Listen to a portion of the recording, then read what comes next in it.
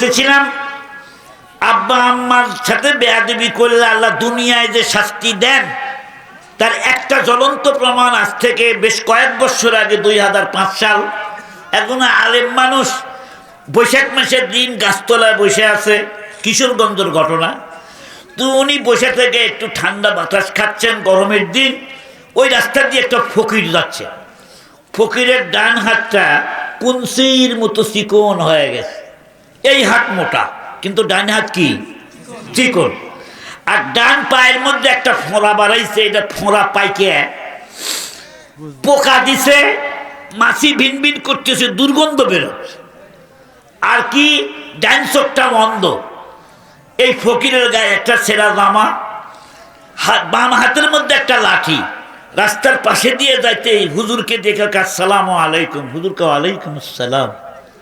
ফকির বলল, বাবা যে হুজুর মানুষ আপনি, 3 বাড়িতে আমি খানা চাইছি, কেউ দেয় নাই আমারে। হুজুর কি যাতনা বেশে, বুঝিবে সে কিসে, কবু আসি বিষে দংশে নিজারে। হুজুর ক্ষুধার যে কি জ্বালা এটা আপনি বুঝবেন না, আমার একটু খাদ্য দেন। শোনার সাথে সাথে আলেম মানুষ বলে, আহলান সাহলান মারহাবান, আসো বাবা আসো, আমার বাড়ির দরজা তোমার জন্য খোলা। ওয়াদ্দুহা ওয়াল্লাইলি ইযা সাজা, মা ওয়াদ্দাআকা রাব্বুকা ওয়া মা ক্বালা, ওয়ালাল আখিরাতু খায়রুল লাকা মিনাল উলা, ওয়ালা সাউফা ইউতিকা রাব্বুকা ফাতারদা, আলাম ইয়াজিদিকা ইয়াতীমান ফাআওয়া, ওয়া ওয়াজাদাকা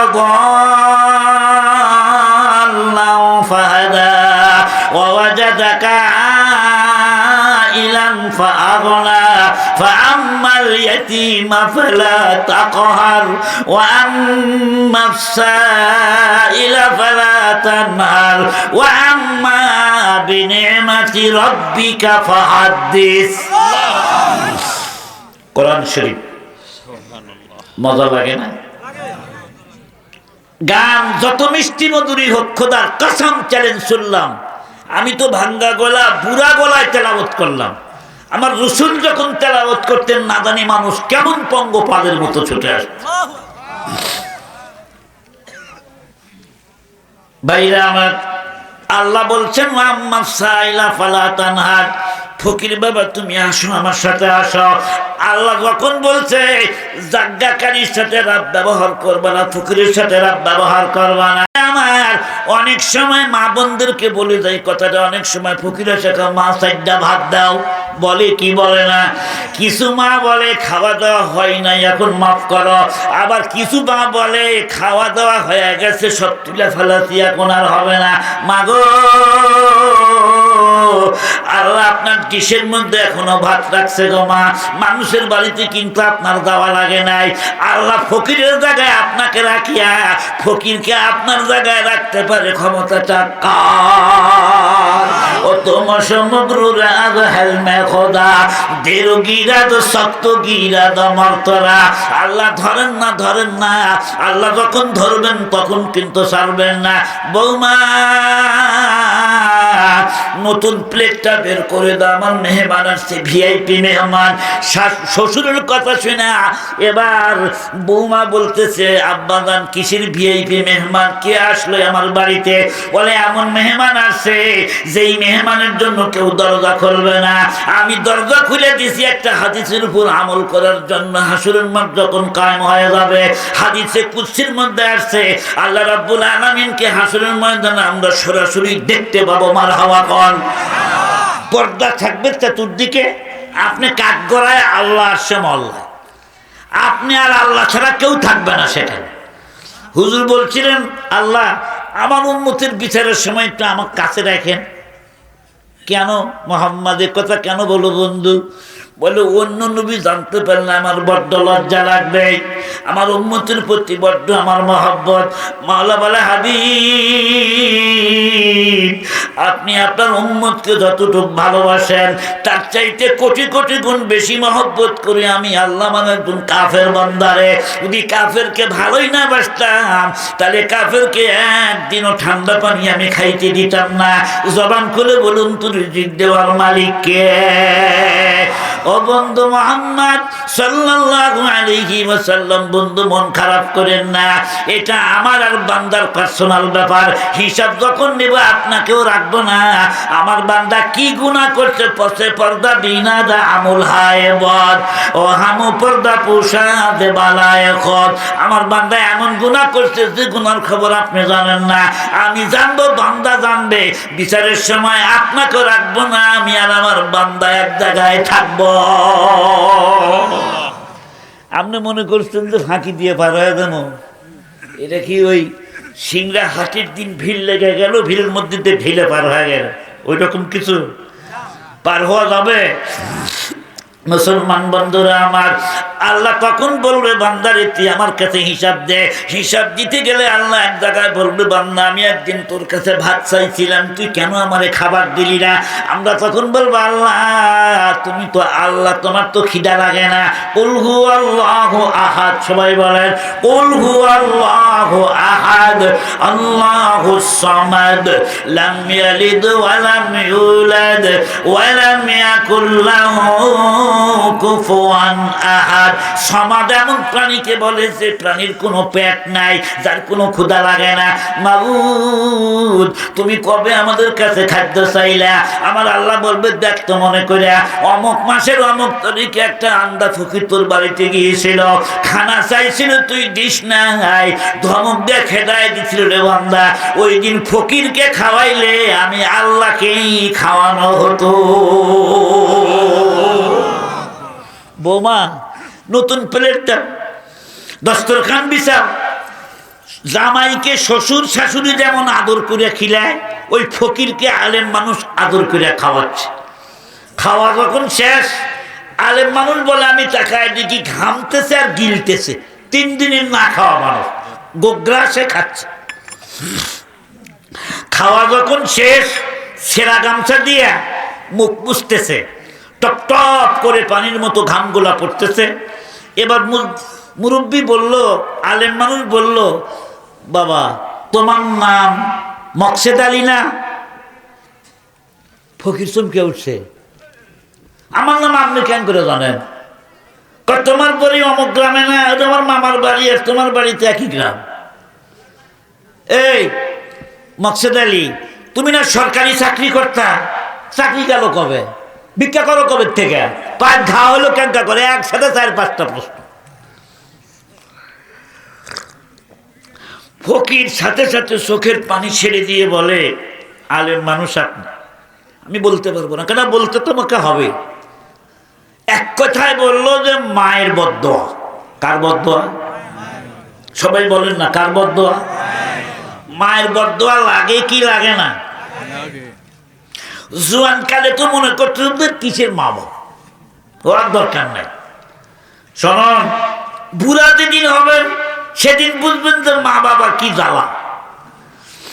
তো বাবা তুমি মায়ের সাথে কি বেয়াদবি করছিলা? বলে, হযরত আপনি আলেম মানুষ, গোপন করবো না, আমার মার জীবনের একটা ভুল, আমার জীবনে আর আমার জীবনের অসংখ্য ভুল। তো তোর মায়ের ভুল কোন জায়গায়? বলে, আমি যখন মার কোলের মধ্যে 2-2.5 বছরের বাচ্চা, ওই দিন একজন খবর দিল, ও মকসেদের মা, ও মকসেদের মা, রোড অ্যাক্সিডেন্ট করে তোমার স্বামী ইন্তেকাল ফরমাইছে। আমার মায়ের চোখে পানি ছিল, আমি তখন ছোট বাচ্চা। মা আমাকে বলেছে, তোর বাবার মৃত্যুর সংবাদ পাইয়া যেন আকাশ ভেঙ্গা মাথার উপরে পড়ল, কারণ কামাইকারী তো আর কেউ নাই। একদিন পরে আমার মা বাবা এসে, আমার ভাইরা এসে বলল, বোন তোকে অন্য জায়গায় বিয়ে শাদী দেই। আম্মা জানলা একটু কান লাগান, মেয়ে মানুষ আসে না, চলে গেছে। কেবা আছে রে? সবাই নাই। আম্মা জানলা একটু শুনুন। এবার বললো যে, ভাইরা যখন বললো তোমাকে অন্য জায়গায় বিয়ে দিই, তোমার বয়স 22 বছর কেবল। আমার মা সেদিন বলেছিল, না ভাই আপনারা চলে যান, আমি যদি অন্য জায়গায় এখন বিয়া বসি, আমার মকসেদ আলীকে কে মানুষের মতো মানুষ করবে রে ভাই? আব্বাকে বলছিলাম, আব্বা যেদিন বিয়া হয় আপনার বাড়ির থেকে এই স্বামীর বাড়িতে আমি আসি, ওদিন পালকিতে চড়ে আসছিলাম, ওদিন আমার গায়ের মধ্যে একটা লাল শাড়ি ছিল। বাবা গো, মেয়ে মানুষের বিয়ে একবারে হয় গো বাবা, যদি আমার বাচ্চা কাচ্চা না হতো তাও তো একটা কথা ছিল। ও বাবা, আমি নিয়ত করেছি স্বামীর ভিটা ছেড়ে আমি কোনো জায়গায় যাব না। মসজিদের পালকি যেদিন আমার বাড়ির সামনে আসবে, লাল শাড়ি নয় সাদা শাড়ি পরাইয়া কবরস্থানে আমি যাবো, এর আগে অন্য জায়গায় যাব না। এই স্বামীর ভিটা মাটি ধরে নিয়ে থাকবো, স্বামী রেখে দেওয়া রত্নটাকে দেখভাল করবো, মানুষের মতো মানুষ করবো। একদিন এই ছেলে আমাকে সুখের দিন দেখাবে। হুজুর তখন ডাক দিয়ে বলে, হুজুর শোনেন, মার কাছে শুনছি আমি যখন একটু বড় হলাম মা আমার স্কুলে ভর্তি করায় দিল। মার জীবনের এরা এক নাম্বার ভুল। মা যদি আমাকে মাদ্রাসায় পড়াইতো, যদি আমি রব্বির হামহুমা কামা রব্বায়ানি সগীরা জানতে পারতাম, মায়ের দাম কত বাবার দাম কত আমি 25 বছরের শিখি নাই। 25 বছরে ওযু কেমন করে করতে হয় তাও তো আমি জানি না।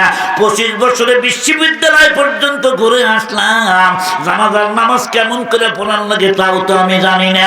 কবরের মধ্যে গেলে মার রব্বুকা আমার দিনুকা মান নবিয়ুকা কি উত্তর হবে তাও আমি জানি না। আমার মা মাদ্রাসা না দিয়ে স্কুলে দিল দুনিয়ার শান্তির জন্য। এক চান্সে ব্রেন ভালো ছিল, এক চান্সে যখন আমি এমএ পাস করলাম, এক চান্সে আমার চাকরিটাও যখন হয়ে গেল, একদিন মা ডেকে বলে, বাজান রে, এই বুড়িকে নিয়ে আর কয়েকদিন তুই কাজ করাই নিবি রে বাজান, তুই একটা বিয়ে শাদী কর। আমি তখন বললাম, মা পাত্রী আমার পছন্দ করা আছে, তুমি অনুমতি দিলে হবে। মা তখন বলে, বাজান একটু আমাকে দেখা তোর পাত্রীটা কেমন। পরের দিন আমার পছন্দের পাত্রীকে নিয়ে যখন মাকে দেখালাম, মা তাকায় দেখে আমার হবু বউর কপালের মধ্যে একটা বড় একটা ফোঁটা আছে, আমার বউর গায়ের মধ্যে একটা শর্ট ব্লাউজ আছে। কি ব্লাউজ? কথা কও। একটা শর্ট ব্লাউজ আছে।